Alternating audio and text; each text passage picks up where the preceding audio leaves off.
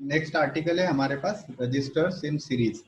तो आर्टिकल तो हम लोग लास्ट लेक्चर में डिस्कस कर चुके हैं। इस बार हमको डिराइव करना है, एक डेरिवेशन करेंगे हम जिसमें हमें सीरीज रेजिस्टेंसेस का इक्विवेलेंट रेजिस्टेंस पता चलेगा। अब ये इक्विवेलेंट रेजिस्टेंस क्या होता है?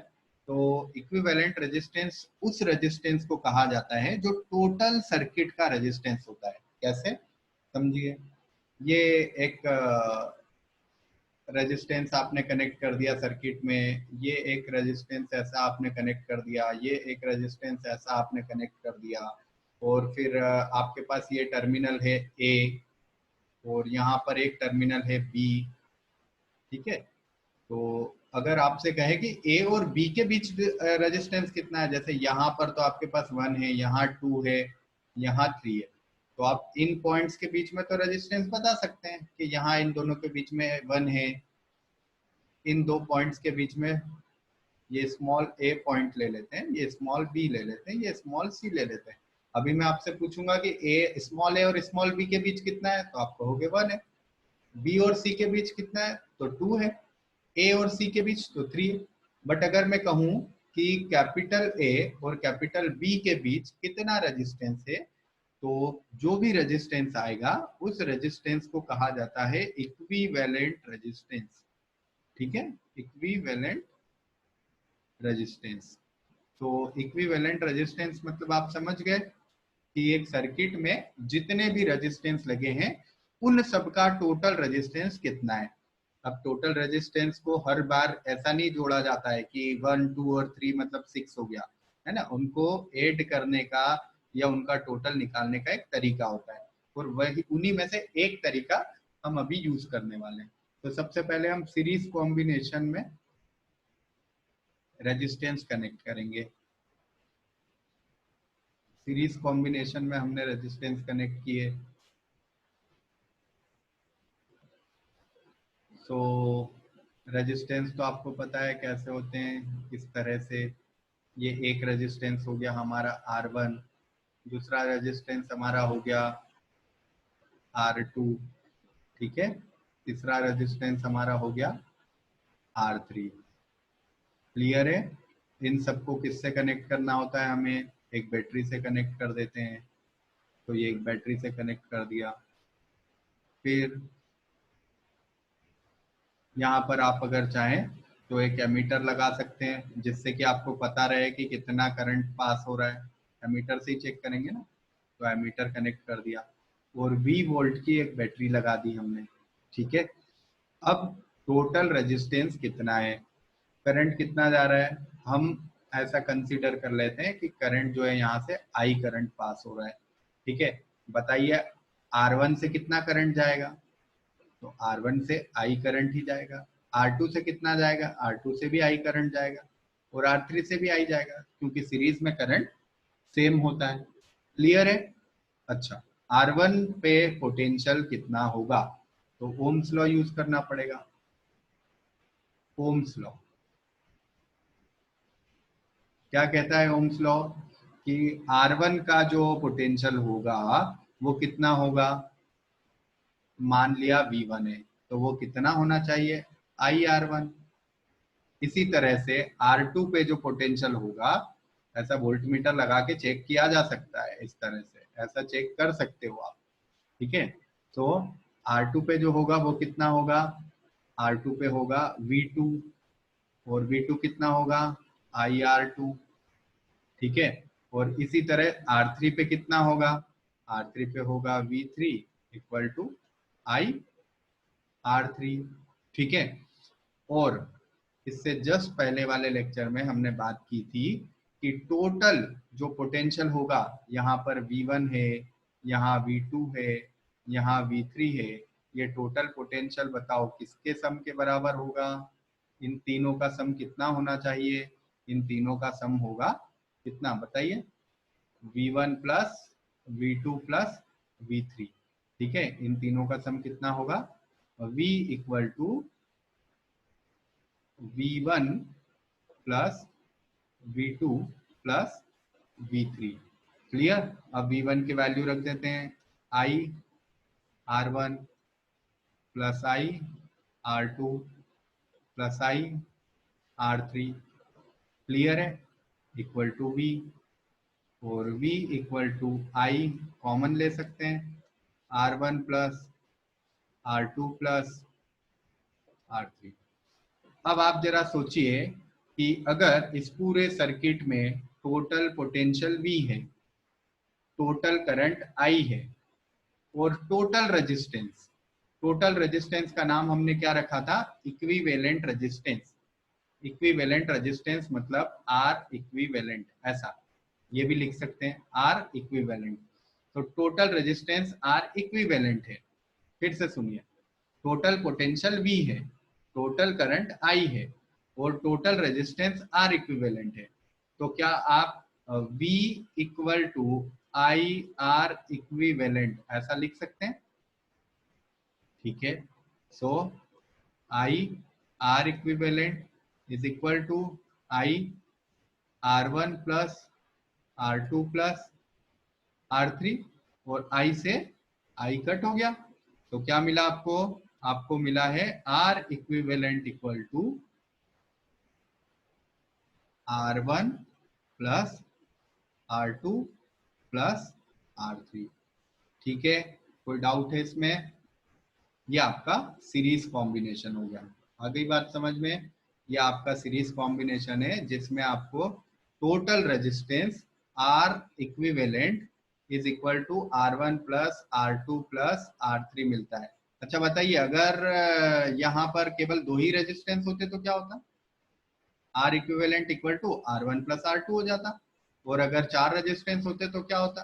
चार रेजिस्टेंस होते तो R1 plus R2 plus R3 plus R4 plus R5, ऐसे आगे भी बढ़ते जाते हैं अगर n नंबर ऑफ रेजिस्टेंसेस होते तो। क्लियर है? कोई डाउट इसमें? नहीं।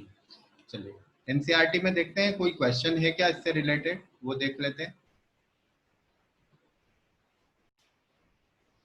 ये दिया है एनसीईआरटी में एग्जांपल हमें, जिसमें सीरीज कॉम्बिनेशन हमें यूज करना पड़ेगा। चलिए क्वेश्चन को ले लेते हैं हम बोर्ड पे। ठीक है, यहाँ पर बोर्ड पे देखिए, इलेक्ट्रिक लैंप है, ये हमारा लैंप है, और रेजिस्टेंस है 20 ओम, इसका रेजिस्टेंस है 20 ओम, ओके, लैंप का। एंड कंडक्टर है 4 ओम का, ये 4 ओम का कंडक्टर है, और 6 वोल्ट की बैटरी है, ये 6 वोल्ट की बैटरी है। ठीक है, कैलकुलेट द टोटल रेजिस्टेंस। बताइए ये दोनों कौन से कॉम्बिनेशन में सीरीज में है? ये दोनों सीरीज में है या पैरेलल में? बताइए, सीरीज में है। तो सीरीज में क्या हो जाएगा? R equivalent is equal to R1 plus R2 plus R3 की जरूरत है क्या? नहीं है, क्योंकि R3 यहाँ पे है ही नहीं। तो कितना हो जाएगा? R1 है हमारा 4 ओम और R2 है हमारा 20 ओम, तो 24 ओम ये टोटल रेजिस्टेंस है। क्लियर? चलो नेक्स्ट देखते हैं क्या पूछ रहे हैं। The current through the circuit, current circuit से कितना जा रहा है? तो कौन सा फॉर्मूला है करंट, रेजिस्टेंस और वोल्टेज का? Ohm's law. V is equal to I R equivalent. R equivalent क्यों लेना है? क्योंकि टोटल वोल्टेज लिया है, टोटल करंट लिया है, इसलिए टोटल रेजिस्टेंस ले लिया। कितना आएगा? तो यहां से बनता है I is equal to V upon R equivalent. So it means I is equal to 6 upon 24. So it is 1 by 4 or 0.25 ampere. ठीक है, ये हमारा सेकंड आंसर भी बन गया। पहला आंसर, फर्स्ट आंसर तो हमारा ये था 24 ओम, सेकंड आंसर हमारा ये बन गया 0.25 एम्पियर। और अब थर्ड देखते हैं क्या दिया है। The potential difference across lamp and conductor. Conductor और लैंप से कितना पोटेंशियल डिफरेंस है? कंडक्टर और लैंप के अक्रॉस कितना पोटेंशियल डिफरेंस है, ये पूछा है। तो बताइए यहाँ से करंट कितना जा रहा है? यहाँ से करंट, जो भी टोटल करंट होगा वो ही पूरे सर्किट में जा रहा है, क्योंकि तो सीरीज का सर्किट है। और सीरीज में हमने क्या पढ़ा था कि करंट होता है सेम। तो यहाँ भी 0.25 एम्पियर का ही करंट जा रहा है। ठीक है, तो ये हो गया हमारा करंट और ये हो गया हमारा रेजिस्टेंस। दोनों मिला के क्या बनाते हैं? दोनों मिला के बनाते हैं वोल्टेज। तो ये हमारा वोल्टेज मान लो V1 पोटेंशियल, वोल्टेज या पोटेंशियल एक ही बात है बेटा। तो V1 is equal to I, और R कौन सा है हमारा 4 ओम वाला, तो उसको हम नाम दे देते हैं R1, उसको हम क्या नाम दे देते हैं R1। तो IR1, तो टोटल वैल्यू कितनी बनेगी 0.25, 0.25 इंटू 4, ये तो वापस 1 वोल्ट बन गया। तो 4 ओम के अक्रॉस कितना रेजिस्टेंस है और कितना पोटेंशियल डिफरेंस बना हमारा, 4 वोल्ट के अक्रॉस, 4 ओम के अक्रॉस 1 वोल्ट बना। चलिए ऐसे ही आप इसका भी बना के देखिए, इसका स्क्रीन को पॉज करके, और आप जरा बल्ब का बना के देखिए कितना बन रहा है। स्क्रीन को पॉज कर दीजिए थोड़ी सी देर और देखिए।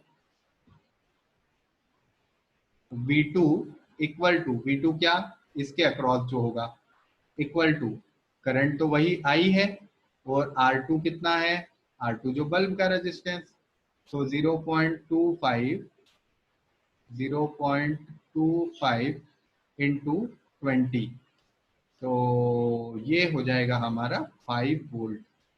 और अब देखो एक बहुत ही अच्छी बात आपको यहाँ पे नजर आएगी कि अगर आप V1 और V2 को ऐड करोगे तो देखो कितना आ रहा है, V equal to V1 plus V2, तो आ रहा है 6 वोल्ट।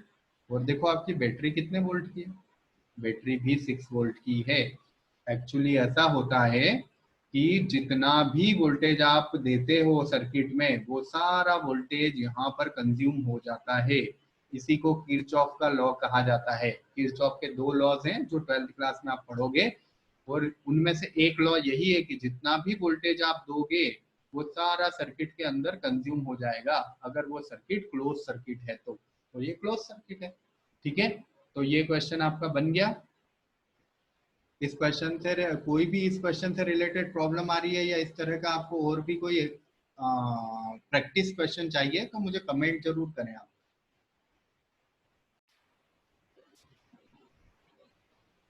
इसी आर्टिकल से रिलेटेड नेक्स्ट क्वेश्चन देखिए, ये तो बहुत ही सिंपल क्वेश्चन है। Draw diagram of circuit consist of a battery of 3 cells 2 volt, 3 तो आपके 2 वोल्ट के सेल हैं, and 5 ohm resistance, 8 ohm resistance and 12 ohm resistance, a plug key and all connect in series। इन सभी को आपको series में connect करना है, ये सर्किट आपको ड्रॉ करना है। बहुत ही सिंपल सर्किट है, आई होप कि आप इसको आसानी से ड्रॉ कर सकते हैं। नेक्स्ट है redraw the circuit of question 1, putting an emitter to measure the current through the resistor and voltmeter to measure the potential difference across 12 ohm resistor. What would be the readings in emitter and voltmeter? ये आपको draw भी करना पड़ेगा और इसकी value भी आपको निकालनी पड़ेगी। तो चलिए ये क्वेश्चन मैं आपको करके बता देता हूँ। पहले तो सर्किट ड्रॉ कर लेते हैं। सर्किट में हमको एक 5 ओम का रेजिस्टेंस दिया है, एक 8 ओम का रेजिस्टेंस दिया है और एक 12 ओम का रेजिस्टेंस दिया है। जल्दी जल्दी सर्किट ड्रॉ कर लेते हैं। 5, 8 एंड 12 ओम। और क्या बोला है कि 2 वोल्ट की 3 बैटरीज लगी हैं, सब सीरीज में लगी हैं। तो ये हमारी 2 वोल्ट की 3 बैटरीज हो गई, ये भी 2 वोल्ट, ये भी 2 वोल्ट और ये भी 2 वोल्ट। ठीक है, प्लस माइनस आप लगा सकते हैं, सभी के साथ लगा सकते हैं, ये प्लस माइनस, ये प्लस माइनस। और साथ ही साथ एक एमीटर लगाया है और एक की भी लगाई है। तो ये आपका पहला क्वेश्चन तो कंप्लीट हो गया, क्योंकि उसमें केवल ड्रॉ ही करना था आपको। ये आपका एमीटर हो गया। और अब कहा है कि 12 ओम के अक्रॉस वोल्टेज वोल्ट मीटर भी लगा दीजिए। और अब एमीटर की रीडिंग और वोल्ट मीटर की रीडिंग बताइए। तो एमीटर की रीडिंग आप कैसे बताएंगे, सीधे सीधे सिंपल जल्दी से कर दे रहा हूँ। I is equal to V by total R. Total R को हम क्या कहते हैं, आर इक्विवेलेंट। कैसे निकालोगे आर इक्विवेलेंट बताइए। आर इक्विवेलेंट सीरीज में R1 plus R2 plus R3, मतलब 5 प्लस 8 प्लस 12 सीरीज है ना। तो 5 और 8 13, 13 और 12 कितना हो गया 25। तो 25 ओम टोटल रेजिस्टेंस हो गया। वी देखिए कितना है, तो वी तीनों बैटरीज एक दूसरे के साथ 1 by 1 कनेक्ट है, इसलिए ये भी टोटल सम हो जाएगा और कितना बन जाएगा 6 वोल्ट। ये भी कितना बन जाएगा 6 वोल्ट। तो V is equal to 2 + 2 upon R equivalent है 25, तो 6/25 ये आपका टोटल करंट रीडिंग बताएगा। इसको आप डिवाइड करके और भी वैल्यूज निकाल सकते हो। इसको 0.24 आई थिंक ऐसा कुछ आंसर आना चाहिए। उसके बाद आता है वोल्टेज, पोटेंशियल कितना आएगा 12 ओम के अक्रॉस। तो वही जो अभी लास्ट क्वेश्चन में हमने किया है, क्या आई तो हमें पता चल ही गया, जितना आई 5 से जाएगा उतना ही 8 से जाएगा और उतना ही 12 से जाएगा। तो 12 का भी कितना हो गया, 12 का भी हो गया V equal to I R. और R कौन सा लोगे, इस रेजिस्टेंस की बात हो रही है ना, तो ये वाला R लेंगे। सो हियर V डैश भी मान सकते हैं इसको, V dash is equal to I कितना है 6/25 एंड R कितना है, R है 12। तो इसको सॉल्व कर लें और इसके सॉल्यूशन से जो भी आंसर आ रहा है 96/25, ठीक है। ये आपका टोटल रीडिंग जो है वो वोल्ट मीटर बताने वाला है। क्लियर है?